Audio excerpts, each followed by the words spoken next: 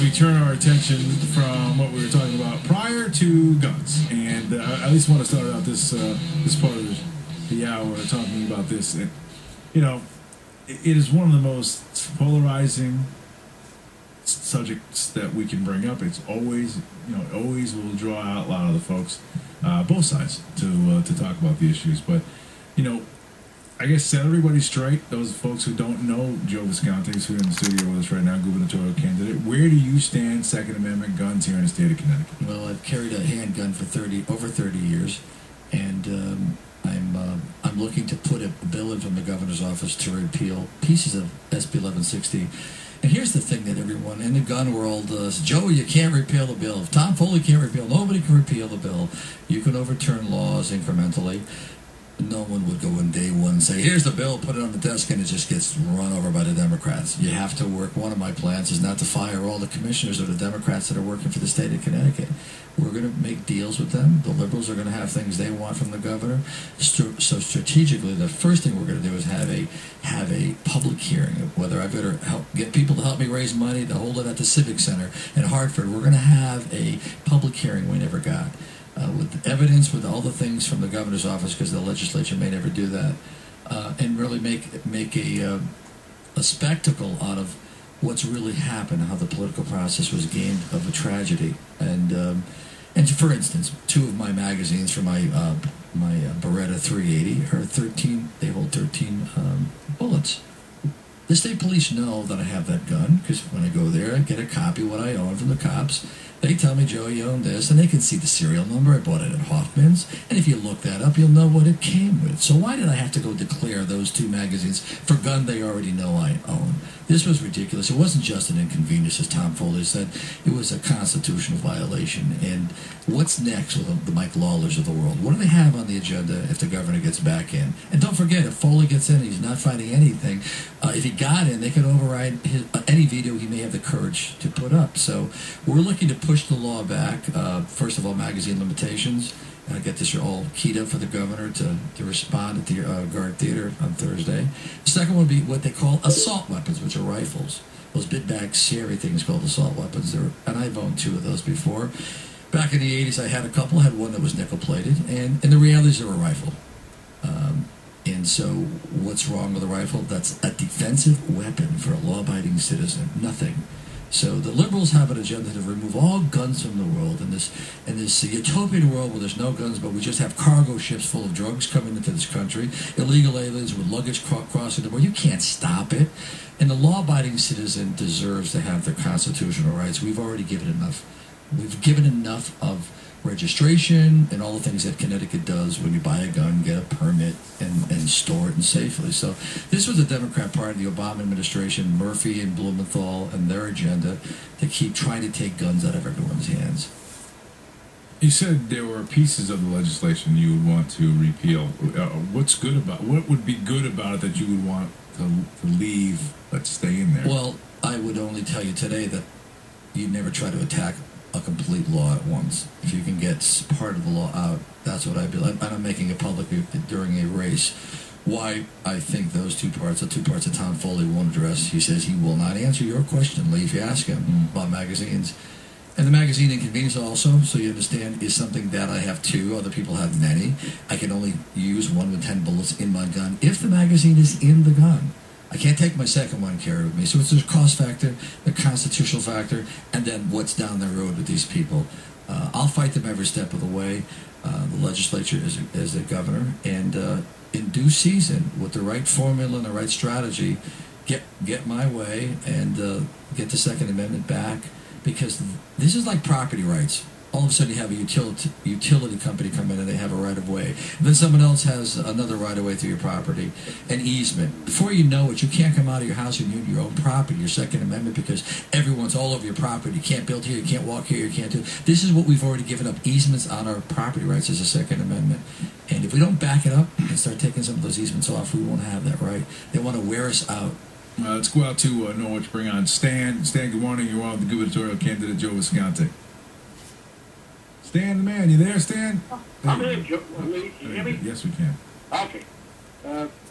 My question is the Second Amendment is a guaranteed right according to the Supreme Court of the Constitution of the United States, correct? Yes. Why do I need a permit to exercise that right as an individual? That's part of the process that I just said we gave up. We gave up easements on our land claims, which are a constitutional right. We've already given up territory on the Second Amendment, in Connecticut especially. And now they want more, and they want more, so that we'll be so frustrated we won't want to have a gun. And this is what they want to do. It's a defense weapon. Even the police use it defensively. They don't go out looking for people to shoot offensively. It's defensive. And this is how we have to start looking at the terminology, that a gun and a weapon is for defense. And I'll give you a quick story here. I was caught in 1980 in the Mariella boat lift working at the Diplomat Hotel in 1980 in the evening, waitering. And I came out and everyone was gone from a 1,000-plate dinner. And my sister and I said, what happened? They're all gone. Castro had let thousands of criminals on the beaches of South Florida. And so there was mayhem, there was cars burning, gunfire. I drove home in my van with my sister, my aunt. We had gunfire across the street. And all I had in the house, we looked around, Lee's got a baseball bat over here. We didn't have a bat. What do you got? You've got a steak knife in your drawer. How can you defend yourself? So when society unravels, I woke up at 23 years old. Wait a minute, the cops can't be everywhere.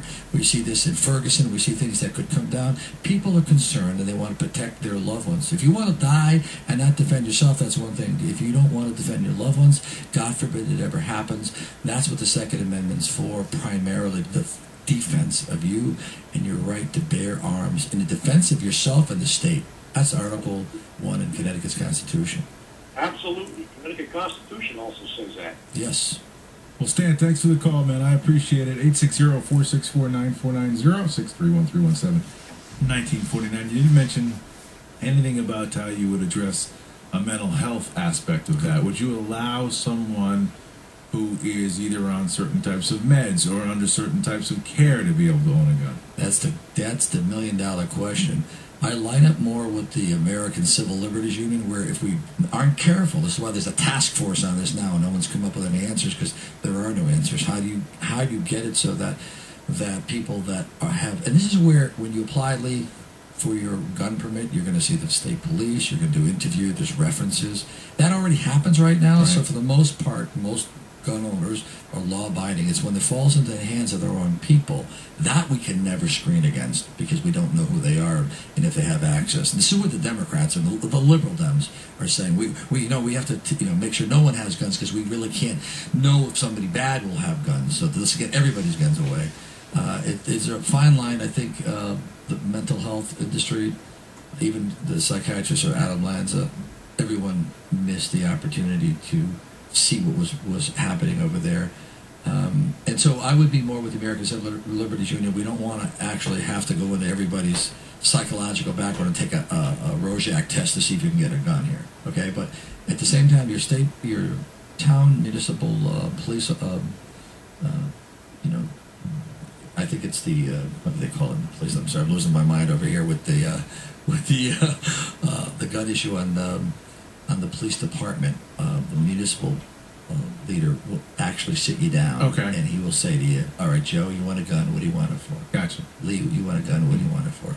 Well, I want it. You give them the wrong answer, you're in trouble. Right. But so they're going to screen you. They're going to talk to you. They're going to ask for references. You have a class you take. And so what ends up happening is you'll sit there and go through a long process to get the permit, which the caller earlier said, why do I even need that? Well, you need that for a few reasons. Most people are reasonable in our modern age and understand that, and they agree that we should do that. So we do that process already, and if the police officer misses it or the NRA trainer misses it, if it's an NRA instructor, there's enough right now to catch that.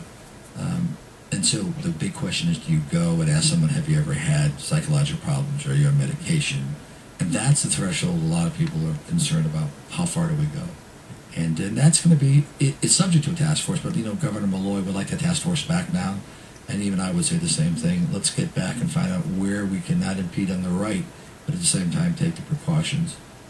All right, listen, I know we're running short on time here, so let's just go with one last topic. Okay, great. You had talked briefly about how you wanted to sit down and talk about breaking down, not the union scenario, but about the unfunded liabilities. Did you want to talk a little bit about that? I did. The problem we're having is when we have to actually address the deficits that are coming up, No one is speaking about, all right, we have to balance the budget. What about the unfunded liabilities? Anywhere from $50 billion and up, depending on who you believe. So if we don't take the budget and start looking at it long term, put out a 4, 5, 6, 7 year plan, a projection, what we have is a politicalization of the issue, and people just think about it today. They're paying tomorrow. It'll never end. And so the governor, Democrats, the legislature, no one wants to look at that and say, how long can we continue to build on these unfunded liabilities? If rates go up, what's going to happen to our investments? Could we have risk arbitrage where maybe we're not getting the investment back where we want?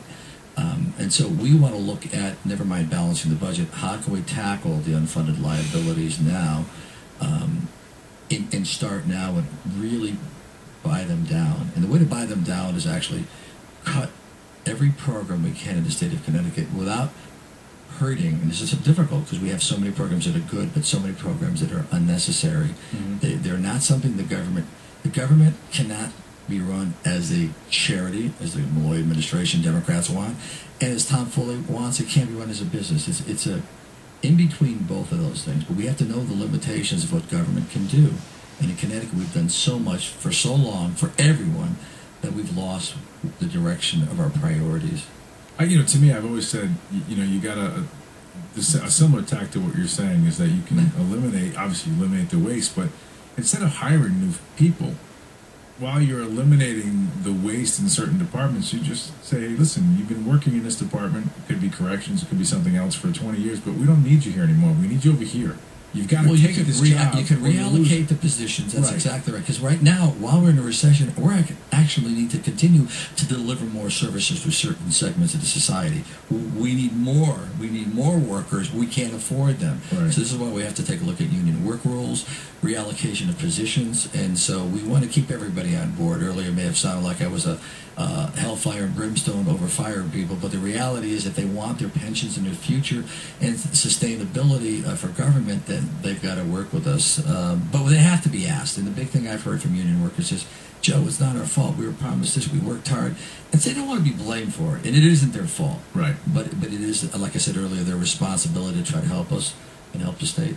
All right, ViscontiForGovernor.com is your website. Some very funny, entertaining videos are up there. So you're gonna love it, guys. Yeah, you take a completely different look at it. So it's actually a lot of fun. So if you get a chance to go on that, everyone, go take a look. ViscontiForGovernor.com. And Thursday night, 7 p.m. CPTV, WNPR on the radio. It's live streamed also.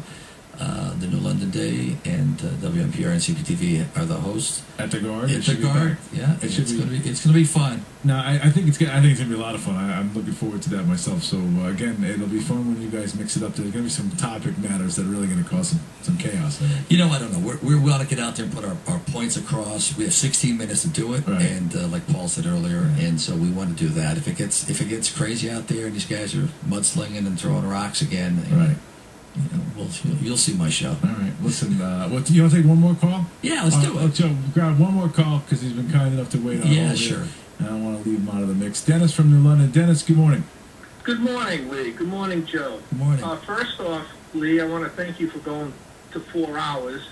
It's great for us callers. Thank you, Dennis. And second, Joe, it's nice to know there's somebody out there besides the two people we have running for governor now.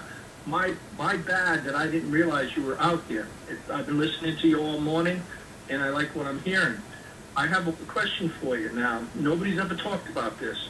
Now, we waste a lot of money in this state and in this country on people who are abusing the system in so many different ways. What can you do if you become governor to try to stop all that abuse, try to stop people getting stuff that they're not entitled to, which in long term will save us some money? And I'll hang up and listen. Sure. We're addressing the fact of long-term unemployment, people that are stuck there, and also welfare, to find ways where they can get out to in a welfare to work through charities, municipalities, do things that we need done in Connecticut, so they're out of the home and identify them. There are already training programs out there, internships and whatnot, but we have just hundreds of thousands of people that are permanently, beyond people that are disabled and elderly. I'm talking to working people, men and women that can actually get out and do something. It's not healthy for them to not be working. And I'm not going to say they're living off the system, but we want to identify and get them out to work. And we'll find something for them to do everywhere. But no sitting home after 30 days and just, that's it. It's not going to happen anymore. That's the first thing, because you know what? As a builder, we know that when you're hanging around and you're doing nothing and non-productive and you're worrying and you're fearful, it's not healthy as a human being. And so the best thing is to get them out, get them active in the community. We'll get them a bus pass if they have no car. Everyone can go do something for Connecticut. And if we still have to give people money, at least we're going to get some productivity. They're going to feel better about themselves. In Connecticut, we can start feeling proud about, hey, we're all in trouble. We're going to try to work out of it with sweat equity ourselves. Well, Joe, I tell you what, you win the prize. I think it's the longest I've ever had a candidate in the studio with me from start to finish. So congratulations. Thank you. Listen, thank you for coming by today. Lee, thank you for having me. I appreciate it. And again, thanks for all the great callers.